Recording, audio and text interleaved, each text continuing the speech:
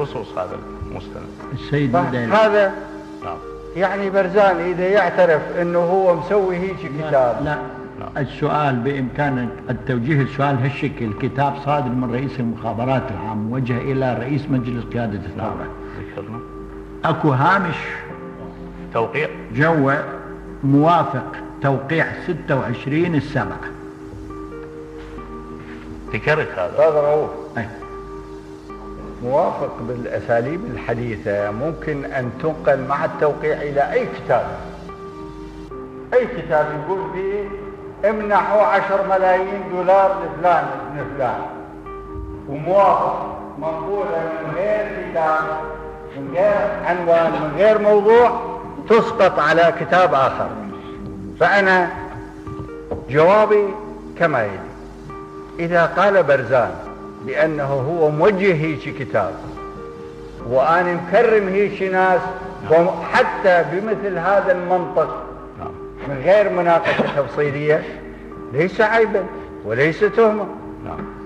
أي عراقي قبل أن لو مكلفك أنت من شنت بالجيش تروح تطوق بساتين الدجيل وتفتشها عشان تروح وتعتز بيها، مو بس تروح تعتز انك كلفت من وراحت فتشت البساتين، او كلفت من جهة اخرى صاحبة قرار او مسؤولية بانها طلب اليها يفتش البساتين ويكرر. هذا مو موضوع تفتيش. لا من فضلك، هذا مو موضوع تفتيش من فضلك. نعم. الموضوع نعم ما يعني يتحدث عن القاء قبض. نعم. حسب الذاكرة عن الكتاب اللي قرأته في وقتها. نعم. عن إلقاء قبض إلى آخره، وأيضا مو جريمة. نعم. أيضا مو جريمة. نعم. فإذا لو أتذكر أني مصدر هيك كتاب لقلته. نعم. هذا الموضوع بما أنه أكو طرف آخر بالكتاب، فالطرف الآخر يسأل. إذا قال هذا الكتاب إحنا مصدري إلى صدام حسين، وصدام حسين كرئيس جمهورية كرم الناس اللي طلب تكريمهم، ماشي. هذا جانب. الجانب الآخر فيما يتعلق بكلمة موافق والتوقيع والتطعن بهم ذني. أنا مجاوبتك يا أستاذ. مو احنا كل مستند يجب أن نثبت، يعني حقيقة كل مستند نثبت ماذا تقول بشأن التوقيع والهوامش، لابد هاي من الناحية القانونية حتى ارجعوا إلى توقيع المثبت عندكم في مذكرة رسمية. نعم. وفي المراسيم الجمهورية. نعم. فإن ثبت لي نعم فهو لي. نعم. واتحمل مسؤوليته. نعم. أما هل هذا التوقيع منقول من كتاب آخر إلى كتاب آخر إلى هذا الكتاب أنا لا أعرف. نعم.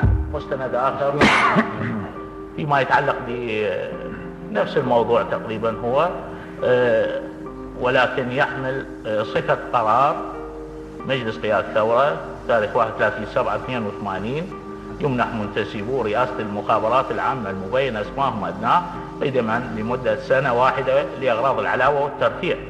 نفس الكتاب ولكن بصفة قرار وتوقيع صدام حسين رئيس مجلس قيادة الثورة. هذا نفس الأسماء. مو طعنا ولكن ملاحظة. نعم. يمكن انتم هم تلاحظوها مثل ما انا لاحظها كملاحظة. هسه دا لاحظها كأن التوقيعين غير متشابهين اذا تنتبهوا له. كأن التوقيعين التوقيع ويا توقيع.